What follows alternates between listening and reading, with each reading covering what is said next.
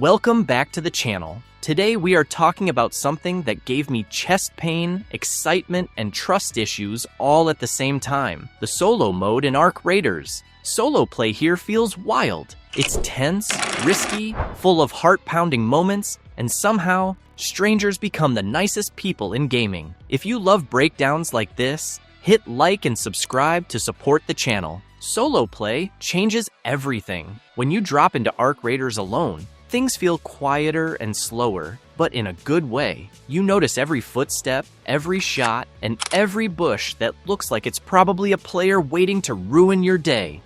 Unexpected allies, the friendly side of solo PvP. Let's start with something nobody expected, friendly PvP. A lot of players say solo mode has become almost wholesome. There are moments where two solos bump into each other, aim their guns, and instead of shooting, someone yells on voice chat, "Don't shoot!" That random sentence has become the unofficial peace treaty. Suddenly, players who should be enemies start helping each other fight bots, share healing, or defend an extraction. It feels like two scared raccoons agreeing to steal food together. There are stories from players who went in alone, expecting war, and ended up teaming with strangers just because nobody wanted to lose their loot. Seeing a random person wave crouch spam or throw a med kit instead of a bullet can be shocking. You go from sweating to smiling in 2 seconds. These tiny alliances don't always last, but when they do, it's amazing.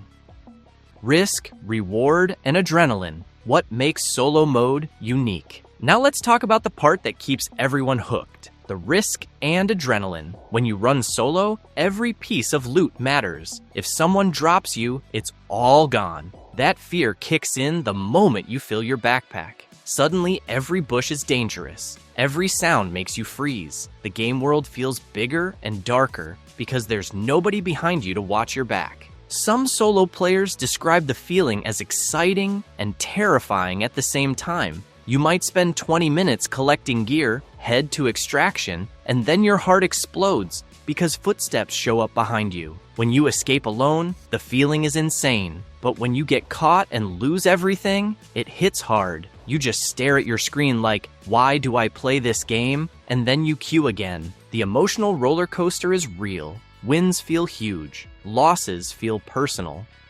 Tactical gameplay, survival strategies for playing alone. For players wondering how solo play works mechanically, the game fully supports solo runs. You load in on your own and take on missions, looting and extracting just like squads do. The difference is strategy. Solo mode forces you to think differently. There is no backup, so the whole game becomes tactical. Pathing matters. You avoid loud fights, you watch your ammo. Many solo players take long, weird paths just to avoid hot zones. You start acting like a ninja who's afraid of air. Noise is everything. Firing your gun can attract squads, so sometimes the best strategy is to sneak past enemies rather than fight them. You have to choose which fights are worth it. A small win is better than dying with a full bag. Smart solo raiders map out their extraction points before picking a fight. After grabbing loot, they don't linger. They watch the sky for drones, stay off open roads, and avoid firing unless there is no other choice.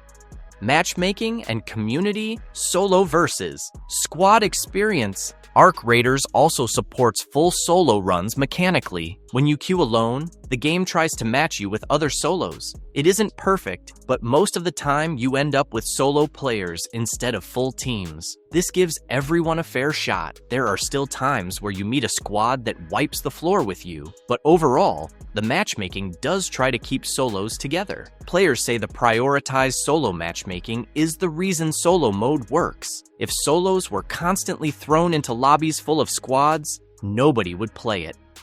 Immersive world building, how solo play creates new stories. The community has a love-hate relationship with solo mode, but in a fun way. People describe it as a totally different game from squads. When you're alone, the world feels bigger, the sound design matters more, and the story comes from the moments you survive. You start creating your own narrative in your head. Every footstep, every shadow, every close call feels personal. Players describe it like being in a tense movie where you're the only character. The world feels bigger and more unpredictable.